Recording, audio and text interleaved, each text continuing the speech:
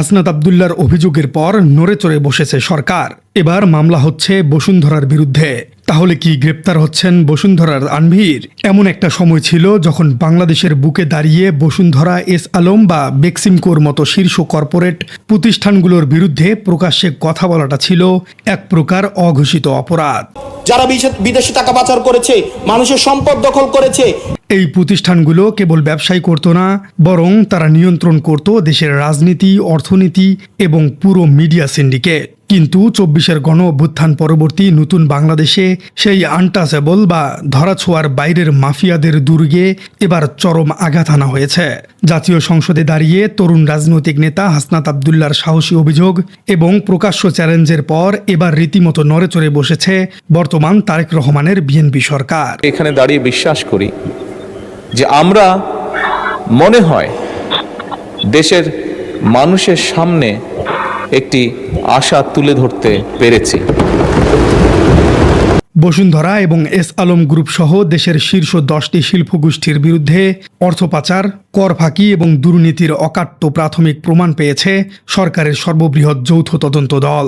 সিদ্ধান্ত নেওয়া হয়েছে সরাসরি দেওয়ানি মামলার। আর এই খবরের পরপরই দেশের মানুষের মনে একটি প্রশ্নই বারবার ঘুরপাক খাচ্ছে। তবে কি এবার আইনের জালে আটকা পড়তে যাচ্ছেন বসুন্ধরা গ্রুপের শীর্ষ ব্যক্তি সায়েম সোবহান আনভীর? কর্পোরেট মিডিয়ার প্রোপাগান্ডা ভেঙে কিভাবে সত্য বেরিয়ে এলো? চলুন দর্শক, এই রুদ্ধশ্বাস অর্থনৈতিক ও রাজনৈতিক যুদ্ধের নেপথ্যের গল্পটি বিস্তারিত জেনে নেওয়া যাক।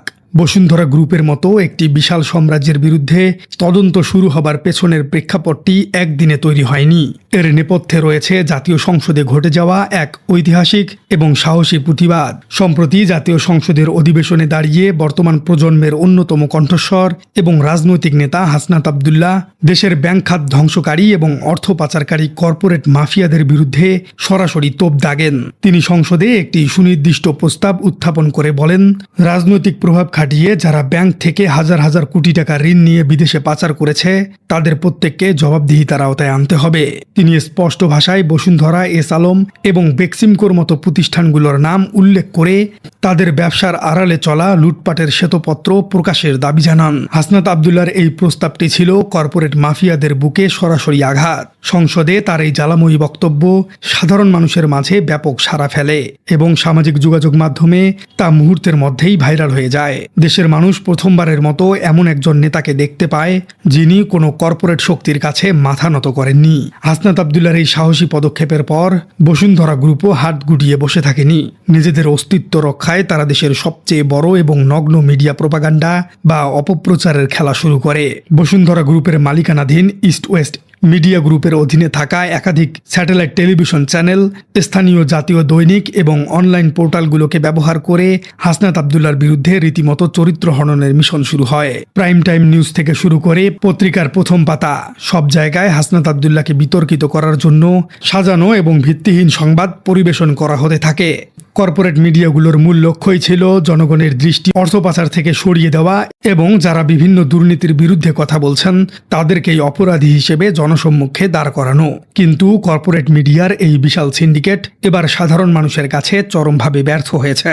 হাসনাতের প্রতি মানুষের আস্থা এবং সামাজিক মাধ্যমের শক্তির কাছে বসুন্ধরার এই কোটি টাকার প্রোপাগান্ডা তাসের ঘরের মতো ভেঙে পড়েছে। হাসনাত আব্দুল্লাহর অভিযোগ এবং দেশ জুড়ে তৈরি হওয়া জনমতের পর অবশেষে নড়েচড়ে বসেছে রাষ্ট্রযন্ত্র। সরকার বুঝতে পেরেছে এই কর্পোরেট মাফিয়াদের শেকড় উপড়াতে না পারলে দেশের অর্থনীতিকে কোনোভাবেই বাঁচানো সম্ভব নয়। ফলাফলস্বরূপ দেশের ইতিহাসে প্রথমবারের মতো একটি অত্যন্ত শক্তিশালী এবং সমন্বিত যৌথ তদন্ত দল গঠন করা হয়েছে।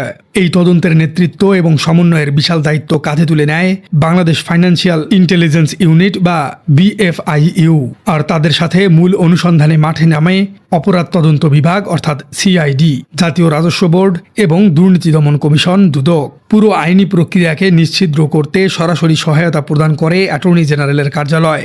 BFIU প্রধান ইখতিয়ার উদ্দিন মোহাম্মদ মামুন আনুষ্ঠানিকভাবে এই তথ্য নিশ্চিত করে জানিয়েছেন যে যৌথ তদন্ত দলের দীর্ঘ এবং নিবিড় অনুসন্ধানে এই শীর্ষ গ্রুপগুলোর বিরুদ্ধে ওঠা অভিযোগের প্রাথমিক এবং অকাট্য প্রমাণ পাওয়া গেছে।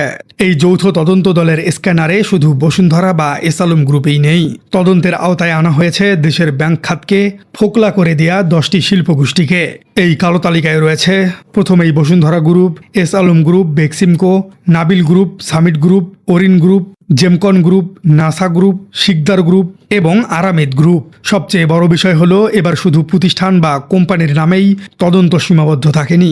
এসব শিল্পগোষ্ঠীর শীর্ষ কর্তা ব্যক্তি এবং তাদের পরিবারের সদস্যদের ব্যক্তিগত ব্যাংক অ্যাকাউন্ট এবং স্থাবর অস্থাবর সম্পদও অত্যন্ত সূক্ষ্মভাবে তদন্তের আওতায় আনা হয়েছে।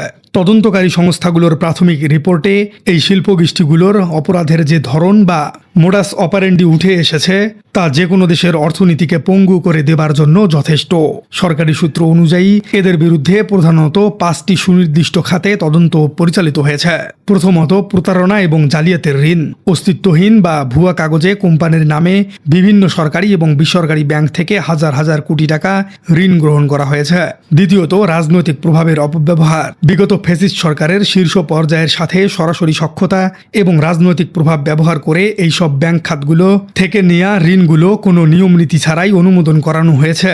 তৃতীয় বিষয়টি হলো কর এবং শুল্ক ফাঁকি। এনবিআর এর তথ্য মতে বছরের পর বছর ধরে আন্ডার ইনভয়েন্সিং এবং ওভার ইনভয়েন্সিং এর মাধ্যমে এই কোম্পানিগুলো রাষ্ট্রে হাজার হাজার কোটি টাকার কর এবং শুল্ক ফাঁকি দিয়েছে। চতুর্থ বিষয়টি হলো বিদেশি বাণিজ্যের আড়ালে অর্থ পাচার। আমদানির নামে অতিরিক্ত মূল্য দেখিয়ে এবং রপ্তানির অর্থ দেশে না এনে এই বিশাল অঙ্কের টাকা সুকৌশলে বিদেশে পাচার করা হয়েছে। পঞ্চম বিষয়টি হলো ঘুষ এবং অবৈধ সম্পদ অর্জন। বিভিন্ন মেগা প্রজেক্ট এবং টেন্ডার বাগিয়ে নিতে প্রশাসনের বিভিন্ন স্তরে অবাধে ঘুষের লেনদেন করা হয়েছে। দেশের ভেতরের ব্যাংক হিসাবগুলো ইতিমধ্যেই বিএফআইইউ কর্তৃক জব্দ বা ফ্রিজ করা হয়েছে। পাশাপাশি তাদের সম্পদের প্রবাহ, ব্যবসায়িক লেনদেন এবং ঋণের প্রকৃত সুবিধাভোগীদের বিষয়ে চুলচেরা বিশ্লেষণ করা হচ্ছে। তবে সরকার এবার শুধু দেশের ভেতরেই থেমে নেই। বাংলাদেশের টাকা বিদেশে কোথায় কোথায় পাচার হয়েছে তার খোঁজে রীতিমতো গ্লোবাল ম্যানহান্ট বা আন্তর্জাতিক অনুসন্ধান শুরু হয়েছে।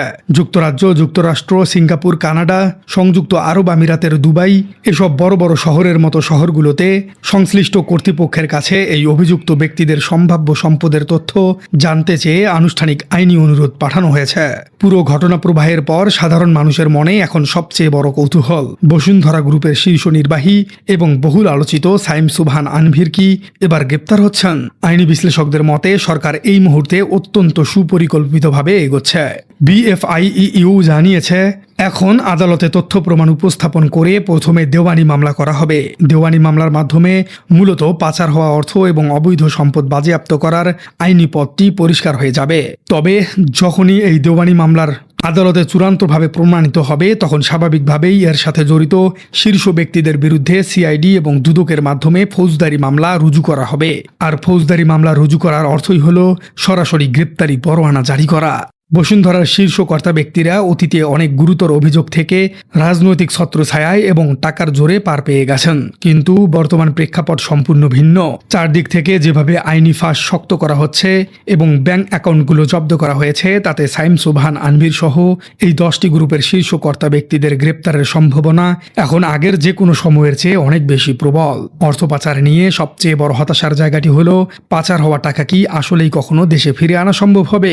অ্যাসোসিয়েশন অব ব্যাংকার্স বাংলাদেশ অর্থাৎ এবিবি এর সভাপতি মাসরুর আরিফিন সম্প্রতি অত্যন্ত আশাব্যঞ্জক একটি তথ্য দিয়েছেন। যেসব ব্যাংকের মাধ্যমে অর্থ পাচারের অভিযোগ রয়েছে তাদেরকে ইতিমধ্যেই পাচার হওয়া অর্থ ফিরিয়ে আনতে প্রয়োজনীয় উদ্যোগ নিতে কড়া নির্দেশ দেওয়া হয়েছে। প্রিয় দর্শক, হাসনাত আবদুল্লাহর বক্তব্যের পর সরকার নড়েচড়ে বসে বসুন্ধরা এবং অন্যান্য 9টি গ্রুপের বিরুদ্ধে যে মামলা করলেও এই বিষয়টিকে আপনি কিভাবে দেখছেন? আসলেই কি বসুন্ধরার বিরুদ্ধে মামলা হওয়া উচিত বলে আপনি মনে করছেন? আর সরকার কি শেষ পর্যন্ত আসলেই এই সব গ্রুপকে আইনের আওতায় আনতে পারবে বলে আপনার মনে হয়? কমেন্টে জানিয়ে দিন আপনার মূল্যবান মতামত। আর আমাদের চ্যানেলে নতুন হয়ে থাকলে চ্যানেলটি সাবস্ক্রাইব করে বেল আইকনটি বাজিয়ে দিন। দেখা হচ্ছে পরবর্তী কোনো ভিডিওতে।